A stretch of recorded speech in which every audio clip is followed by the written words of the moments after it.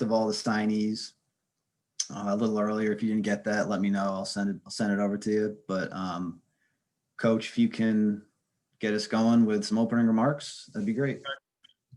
Well, it was a good day this morning for us, where we signed 16 student athletes to join our program, and really didn't have any issues. Again, we did have some things towards the end that you have to deal with, but because of the relationships that our coaches had developed with these young men, we were able to ward off some people who tried to come in on a couple of them, and they signed their letters today. So again, that was really good. Really can't thank the staff enough for the job that they did. And this year was unlike any other year from a recruiting standpoint. And I think the big thing is, though, is when you recruit and you recruit your area and develop relationships with coaches and getting to know who the players are, not just in the year that you're recruiting, but getting to know them and to understand who they are in their sophomore year, in their junior years, I think led to the success that we had, and the ability to connect with these kids and do the things that we needed to do to secure all these signatures. So really happy glad that in terms of what our coaches did, the effort that they put into it. And then also because everything you had to do was virtual. We didn't have, on-campus official visits. So everything was virtual. And Ellen Tripp and her staff did a great job. Bob Howard, Matt King, when we did our virtual official visits, all those, we just basically did an official visit, but just did it virtually. Had all the videos of the facilities, and so the players and parents could see, and it worked out well. A lot of Zoom calls, a lot of WebExes, a lot of those things that we've come to deal with here in 2020. So all in all, very, very pleased, and the quality of the class is a class that really happy about, and we're able to get kids at the positions that we needed to fulfill our roster as we continue to move forward. The one thing is you deal with a lot of different things that happen in recruiting. Did a Zoom call, WebEx last week with Stan Cross, and he's going through some tough times right now. The next day his dad passed away, and that's a very difficult thing. We have a young man, Dion Speet, is playing today at 1:00 in the state championship game in Florida. So, but again, just very, very happy with the class. I mean, when you go down the list, Caleb Anthony is a kid who is from Georgia, who, is very athletic, can play, both a safety and a corner position. Somebody who is a leader, is somebody that you really stood out when you watched him on tape. Malcolm Bell is going to be a mid-year enrollee. He'll be here in January from Canada. Big, tall corner there that gives you the length that you're looking for. Stan is a mid-year enrollee. Cross, coming from Iowa Central. Another corner that we were looking at. And again, like I said, he's going through some tough times right now. Langston Hardy is a talented young man who is, a defensive end, stand-up guy, put his hand down, can do a lot of different things. His dad is Kevin Hardy. Kevin was at the Jaguars when I was there. So again, relationships are always big in recruiting.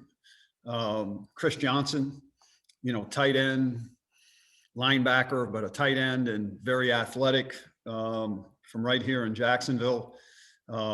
Plays basketball,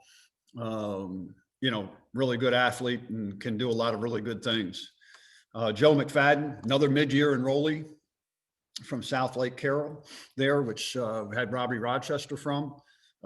Very strong leg. He was a guy that Power 5 school came in because they lost their guy, and he told them no, that he was going to go to UConn because of the relationships.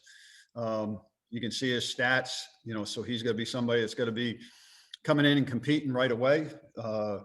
Dion Mclean, is a big, tall, long defensive back from the Lawrenceville school. He's going to be a mid-year enrollee as well.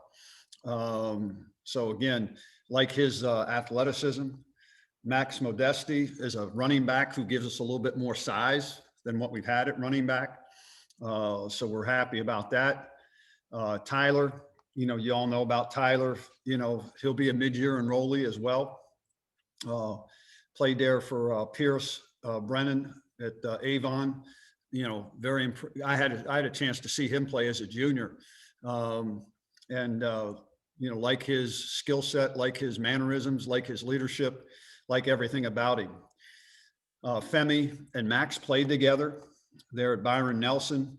Probably more of an inside player. Take a look at him at tackle, but probably going to be ending up inside there. DeAndre, as I said, he's playing today in the state championship game. Again, tough kid, versatile. He's got that length that you're looking for as a linebacker. Josh Tracy, he'll be a mid-year enrollee as well. Tyler's teammate there at Avon. And then also Aaron Turner, guy is shifty, wide receiver from Gonzaga down in DC. And then Yukari Walker from DeSoto, from Jace Medlock's high school. He's still involved with the playoffs, really good, versatile kid on the offensive line. And then Price Yates from Reagan High School down in San Antonio, defensive end, really plays hard, good kid. Really like the way his motor runs, really good player on tape. And then we were able to get Hayden Kerr, young man from Australia. This will be our third Australian punter, that we've had. We're just kind of waiting for the NCAA to clear him over the last couple of days. And we were doing a Zoom call the other day. And as we were on the Zoom call, I get a text. Eddie and I were on with him, get a text that he was finally cleared by the NCAA. So we were able to, tell him that, in person. And again, he's a mid-year enrollee as well. So I believe we got seven that are coming in mid-year, and, really happy with the class. And, it's interesting because this group of guys, they started to get a group chat together over the last, 3-4 weeks. They started to get close, already as a class. So, again, just very, very impressed with the overall ability of these guys on the field, but just, what they bring to the table from who they are as people, and then also, what they bring from a leadership standpoint. So if there's any questions. All right, thanks. Yeah, looks like we got a couple of hands up. If anybody else has any questions, just put that virtual hand up. Joe Zone, go ahead.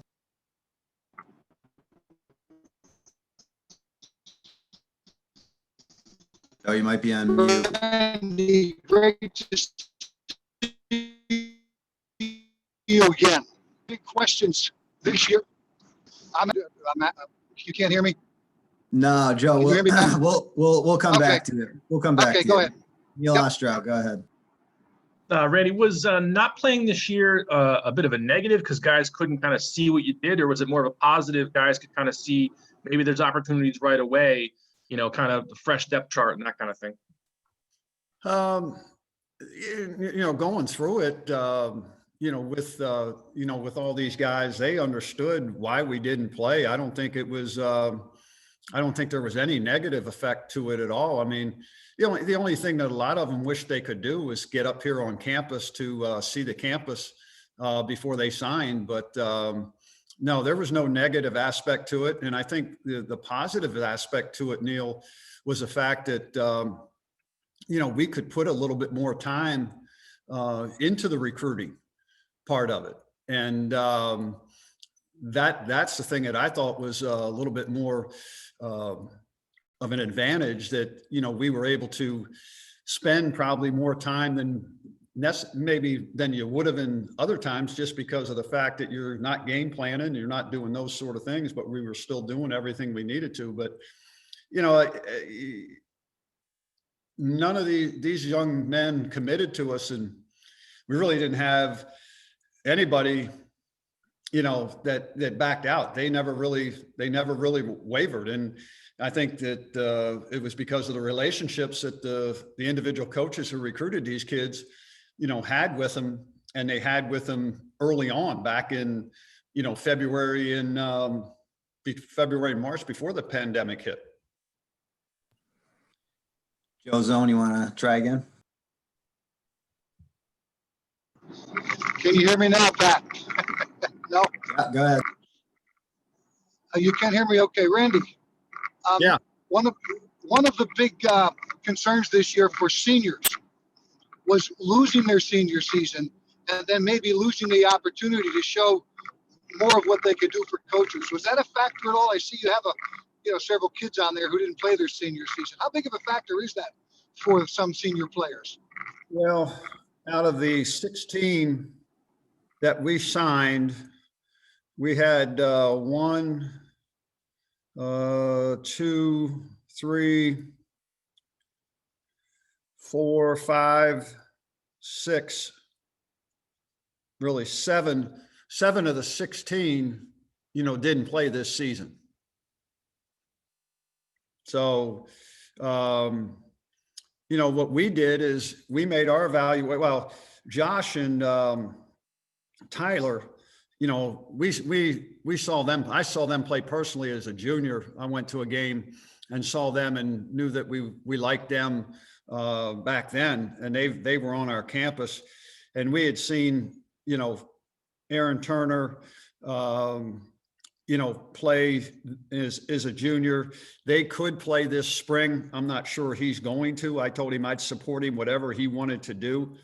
And then Stanley and Malcolm and Dion, we went off the film that they had, because, and really, Joe, if you take a look at it, and at least in our situation, we offer a lot of guys, off of their junior film.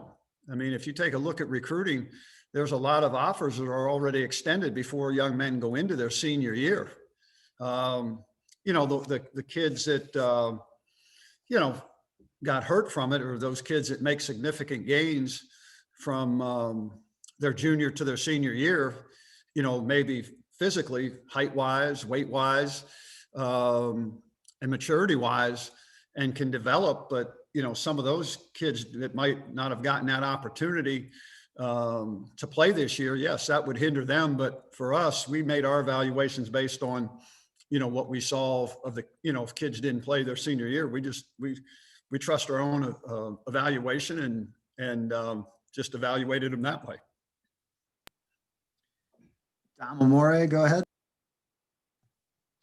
Yeah, Randy, looking at the group, what was the one trait that you really wanted to bring to the program, across the board, that you were able to do with this group? It seems like there's an emphasis on speed, stand-up ends who could get up the field, and obviously threats at wide receiver, running back. But so I imagine team speed was one priority, but what were the priorities, the things you really wanted to bring to the roster overall with this class? Well, I think it was speed and athleticism and versatility. These kids, a lot of these kids can play a lot of different, do a lot of different things. Yeah, we got them earmarked for certain positions, but in terms of making your offense or your defense more dynamic because of the versatility and the number of things that these young men can do, that was something that's important to us as we evaluate young men. Because again, for us in doing for us and going where we're going as an independent, we got to be a little bit different than maybe we were in the past because you're not in a conference. So one of the things that we wanted to do was to get guys that had the ability to make plays on offense.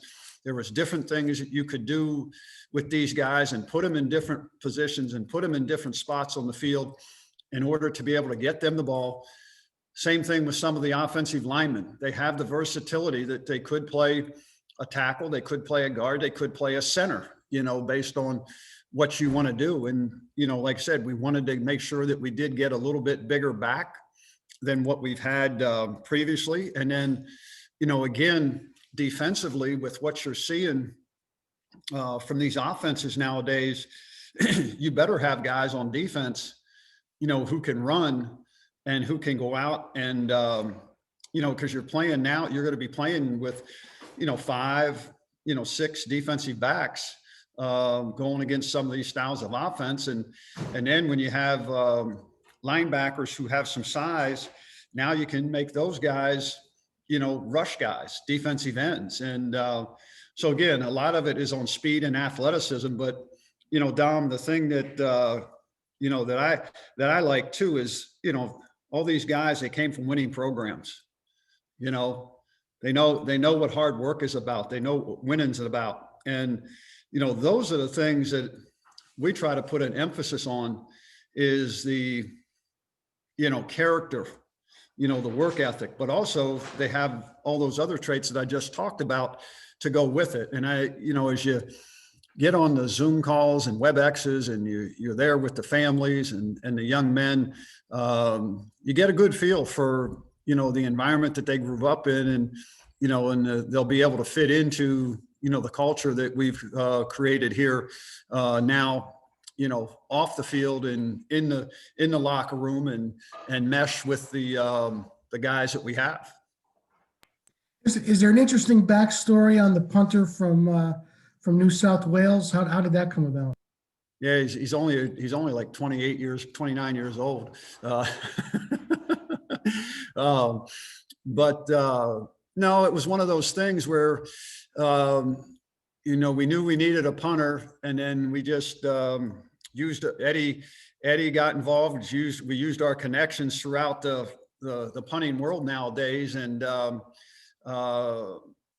got in touch, found out about Hayden, and got in touch with him and watched him on tape and everything, and just felt that he was good. But I mean, I'm telling you, we had to, because he had to go through so many different things with the NCAA to get cleared. It was like, I was just hoping that we would be able to get it done before the signing date.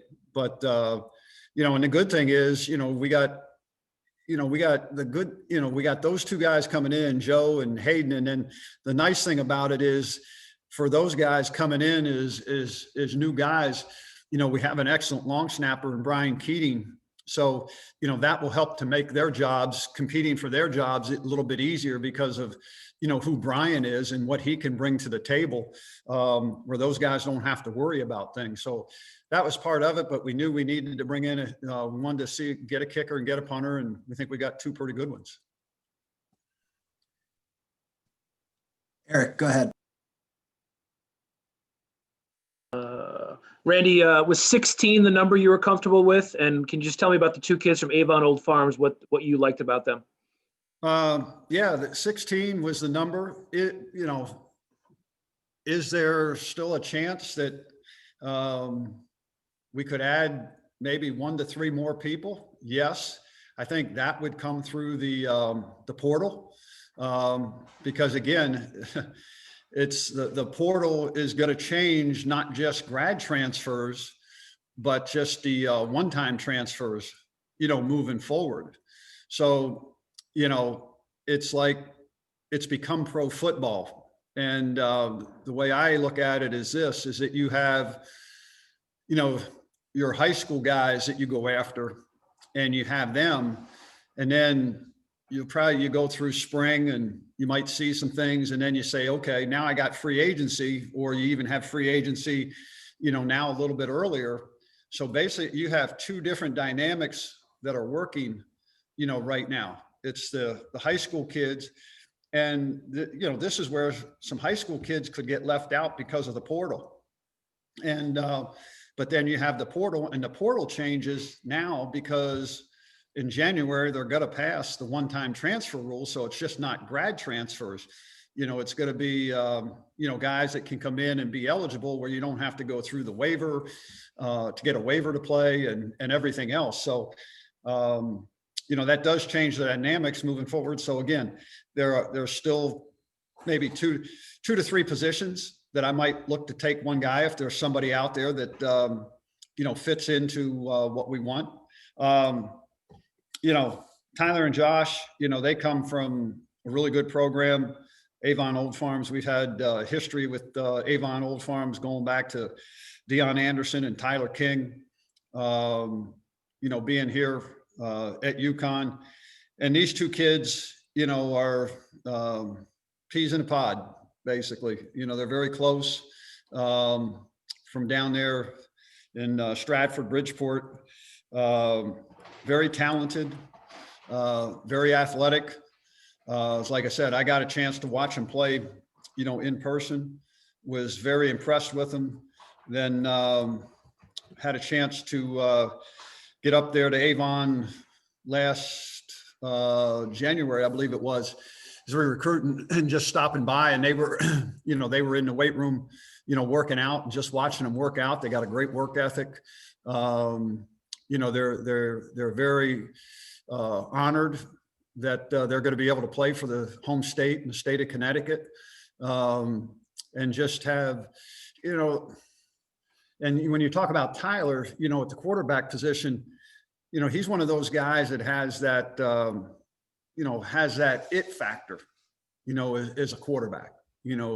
He's confident, he's not cocky, but he's smart, takes everything in, and those are the traits that you look for to go along with the throwing ability and the movement skills that you'd like to have, because those are the things that we were looking for in a quarterback.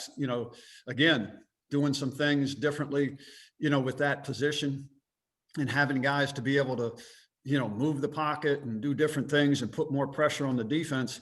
He gives you that. And then Josh is a very sure-handed wide receiver that really he plays, when you put him on a clock, his speed is going to be good, but he's one of those guys that plays a lot faster, than what maybe his time is on a watch, and really understands how to get open, how to maneuver around people, got excellent hands.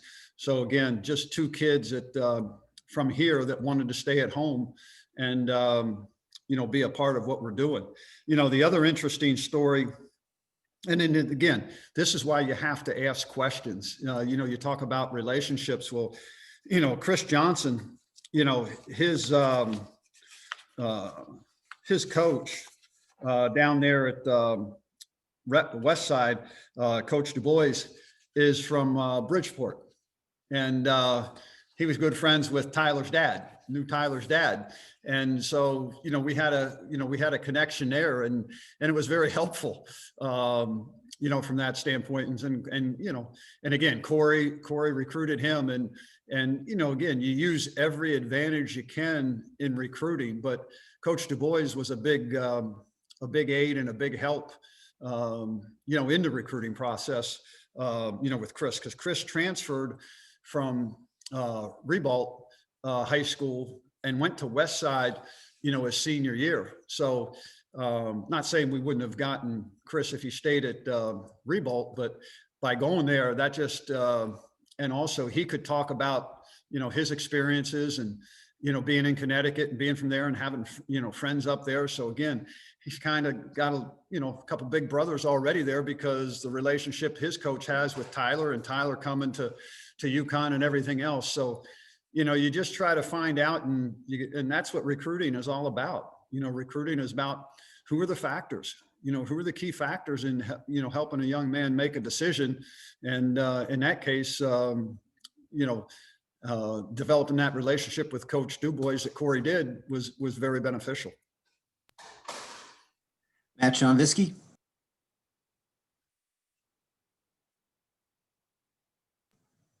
Matt, you there? You unmute?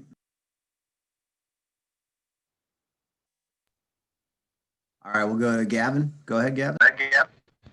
Randy, the two kids from Byron Nelson, Texas, how did that come about? Did you start recruiting one and discover the other, or were you targeting both of them? So how did that kind of come about? No, I mean, Corey was down there. He, has that area, and knew what we were looking for, linemen, looking for running backs, and you just watch the tape, and he liked both of them. And the way we do things is that the recruiting area coach goes and finds the kids and likes them, and then he'll bring them back, and it'll go to the position coaches, and they look at it, and then it'll go to recruiting coordinator, and then it comes to me. And so basically it was just down there, knowing about where there's guys that we thought were good players, went by the school and evaluated them. And, we were fortunate. Max didn't play the whole year. He got hurt early, hurt his ankle, and then came back 2 weeks ago. And I think I had over 100 yards after he came back, but he had hurt his ankle. And then, Femi is is a good kid. He's one of those kids that's versatile, as a tackle, guard, type guy, good kid, leader. And then, like I said, Max gives you that size that we were looking for in terms of a running back.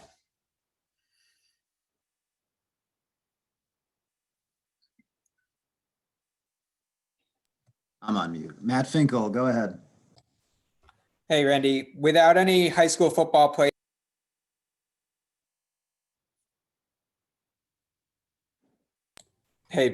Without any high school football played in Connecticut this year, did that make it harder to recruit in our state and in New England in general? And how much of a priority was that? I mean, recruiting in the state of Connecticut and New England is always a priority. There were guys that we looked at, and there were some guys that made decisions to go elsewhere that we were involved with. And then there was also some young men who said that they felt as though that they would like to go do a PG year because they didn't have a chance to play this year. So it didn't affect us, from the standpoint of who we wanted to recruit. Because again, I think also, and I can't mention names or anything, but, we evaluated some 2022 kids in the state of Connecticut, who didn't play this year that we really liked. And, we're recruiting them. So again, it's one of those things where from a recruiting standpoint that from our perspective, it didn't hurt kids in terms of our evaluation process in evaluating those young men, because a lot of times we already know that, like I said, the only ones that hurt were those guys that maybe, didn't have great junior film, but then who developed and got bigger and stronger and didn't have a chance to put something on the field. But as far as us evaluating guys that we wanted, we, like I said, we signed kids that didn't play a senior year. All right. Thank you. Coach Matt Sean Visky has a question, having audio issues. He just wants to know his question about Tyler Pumachan. You mentioned that he has the it factor. What specifically stands out to you about his skill set on the field? Well, again, he's one of those kids that, he can make the throws that you want him to make. He's got the, ability to get back and make a play with his legs. He can run, and he's a smart football player. I think he, as you talk to him and you watch him, he understands the game. He understands what people are trying to do to him. And again, it's one of those things. When I say the it factor, it's just the feeling. And when you talk to somebody and you're there with them, you can tell that they have it. And he's just, in my opinion, he's one of those guys that has it to go along with the ability to, throw the football, the ability to run the football, and the ability to, either drop back and throw it, RPOs, move on the run and throw the ball. He can do all the things that can help put pressure on a defense based on, his skill set. And then with Lang, having a player familiar with what it takes to succeed at the NFL level, does that give an incoming player an advantage over other newcomers? Well, he's been brought up in a situation where, his dad was a Butkus Award winner 25 years ago, where he understands what you have to do. Now, he's got to go and do it. But the thing that we liked about him was his versatility. You can put his hand down in the ground, you can stand him up, you can do a lot of different things. You can rush him, you can drop him. There's a lot of different things he can do. And he understands the grind, that it takes to be good. He was at Episcopal High School through his junior year where Mark Brunell was the coach there. So again, we knew Mark, and, then he transferred to Sandalwood this year. And they had a good year, and he did good things there, but he understands what you have to do. And he could see it, from his dad, and dad is, still there working out with him and doing those things, and, letting him know what he has to do. But now what he's got to do is he'll have to come to UConn and he'll make his own name. We want him to be, Langston Hardy, not Langston Hardy, Kevin's son, Langston Hardy. All right, Gavin, go ahead. Randy, what are some of your needs now, position-wise? You obviously got 16 guys. Where would you want to add to? If there's another corner that maybe that could help us, or what we call a rover type guy, those would probably be the two positions right now. And then again, I think if you can always find an offensive tackle, I think that's one that you always, and again, these would be guys, if there are guys out there that say are portal guys that fit what we want, there's a possibility, but it's not to say that we're going to go and try to sign any of those, because again, we're in a good position, with where we are right now from a number 85, from an 85 standpoint. And, that'll be stuff that I'll talk about probably more tomorrow. Good segue. Does anybody have any other questions before we wrap up? All right. And I'll send out a Zoom link again for tomorrow, later today. But thanks for hopping on. Thanks, Coach. All right. Appreciate it, guys. Thanks, Randy. Thank you.